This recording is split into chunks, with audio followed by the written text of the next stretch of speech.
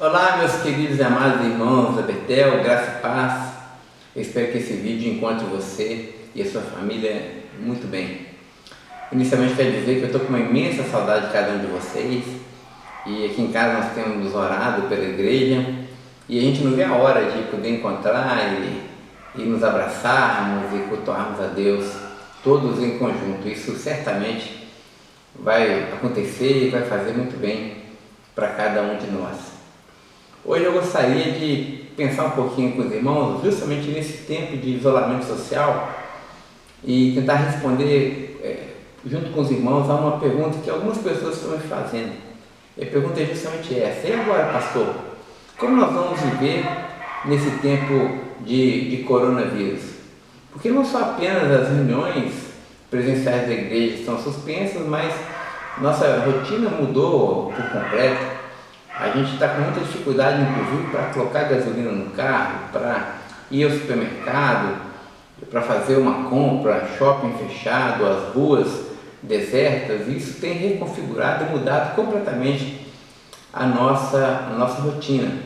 Então a pergunta justamente é essa, né? Como nós vamos viver agora nesse tempo de isolamento social? E para tentar conversar com os irmãos e responder essa pergunta, eu queria lembrar os irmãos de um fato histórico que aconteceu ali bem no berço da Reforma Protestante, quando o Martinho Lutero pregou aquelas suas famosas 95 teses na Catedral de Wittenberg, ali na Alemanha, e depois disso ele escreveu várias obras, dentre elas uma obra muito famosa chamada Cativeiro Babilônico. E quando essa obra, Cativeiro Babilônico, chegou na mão de alguns monges holandeses, eles tiveram uma atitude muito interessante em relação à sua congregação e à ordem do seu culto.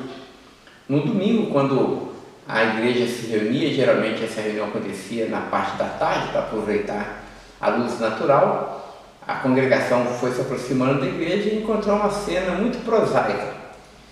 Os monges holandeses do lado de fora da igreja, a porta da igreja completamente fechada, e as pessoas chegando para o culto. E a hora do culto já havia chegado e a igreja fechada e os monges holandeses parados ali na porta. Até que sempre tem um mais corajoso, então perguntou para os monges o motivo daquilo tudo, porque eles queriam adorar a Deus e era domingo. Domingo é dia de culto, domingo é dia de cultuar ao Senhor, é o dia do Senhor. E por que então que a porta da igreja estava fechada? Então os monges holandeses explicaram que eles de fato iriam adorar a Deus. Domingo era um dia também muito importante na adoração, no culto ao Senhor, mas que de agora em diante aquela congregação iria aprender a adorar a Deus não apenas dentro da igreja, mas também adorar a Deus fora da igreja. Essa expressão foi batizada de viver corandeu, ou seja, viver diante de Deus. Isso significa que toda a obra que nós fazemos, tudo que nós fazemos fora das quatro paredes da igreja também precisa reverberar em forma de culto ao Senhor.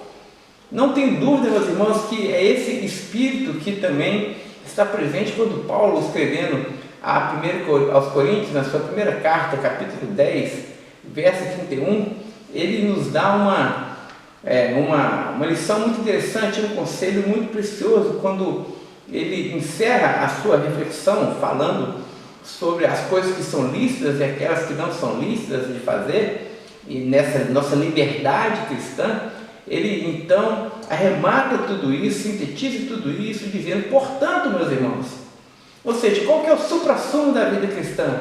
O que nós precisamos levar dentro de nós se nós queremos de fato viver uma vida cristã autêntica e madura? Portanto, meus queridos irmãos, nunca se esqueçam disso. Quer vocês comam, quer vocês bebam, quer que vocês façam qualquer coisa, lembre-se, façam tudo isso para a glória de Deus. Ou em outras palavras, comam, bebam ou façam qualquer coisa, façam corandeu, façam vivendo diante de Deus. Nós temos, irmãos, uma oportunidade ímpar de colocar esse versículo do apóstolo Paulo em prática nos nossos dias. Porque é muito interessante, porque nós somos extremamente massacrados pela nossa rotina, não é mesmo? E nós comemos com muita rapidez, temos aí o fast food, não é? Então nós comemos com rapidez, nós levamos nossos filhos para a escola com extrema rapidez, a vida é muito fluida, é muito rápida, é muito dinâmica. Nós temos uma sensação que essa rotina, que essas coisas prosaicas do dia a dia, elas são um mero hiato que nos separam, ou até mesmo são barreiras que nos separam do nosso verdadeiro objetivo de adorar e servir o Senhor. Mas o que nós precisamos aprender nesses dias é que a nossa adoração ela é contínua. O nosso culto ele é em todo tempo, em todo lugar e diante de todas as pessoas e sobretudo diante de Deus. Portanto, você aí nessa casa, eu espero que você esteja aí nessa casa me ouvindo, não é? Saiba que o que você for fazer, seja lavar uma louça, seja conversar com sua esposa, seja jogar bola com seus filhos, dar banho nos cachorros, você faz isso como forma de culto ao Senhor. Deus recebe tudo o que nós fazemos e quando fazemos diante dele, ele recebe como culto agradável diante da sua presença e ele nos abençoa. Então, respondendo à pergunta, e agora como nós viveremos? Ora, nós viveremos da mesma forma como nós temos vivido, mas agora com essa consciência dilatada e amadurecida de que todo o nosso fazer, de que cada ato das nossas escolhas, da nossa vontade, do nosso dia a dia, está diante de Deus e deve ser feito para a glória suprema do nosso Criador.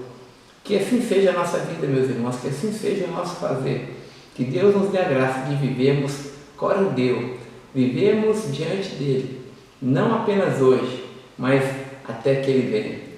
Que o Senhor Deus te abençoe, uma quarta-feira cheia da graça do Pai, e se Deus permitir, no próximo domingo nos encontramos novamente. Fique em paz e até lá.